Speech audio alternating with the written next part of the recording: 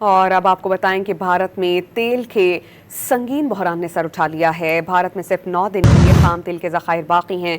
भारत में petrol pumps पर गाड़ियों की तवील कतारें लग गई हैं, जबकि भारत में बिजली और सनत का निज़ाम ठप होने का खदशा है। इससे कबल भारत में गैस का बहरान था और अब खबर सामने आ रही है कि भारत में तेल के संगीन बहरान ने जन्म ले लिया है। भारत में सिर्फ 9 दिन के लिए खाम तेल के ज़खायर बाकी हैं। भारत में पेट्रोल पंप्स पर गाड़ियों की तवील कतारें लग चुकी हैं। भारत में बिजली और सनत का निज़ाम ठप होने का खदशा है। वाज़ेह रहे कि आबनाए हरमुज़ बंद है और इससे खित्ते में मुश्किलात जन्म ले रही हैं।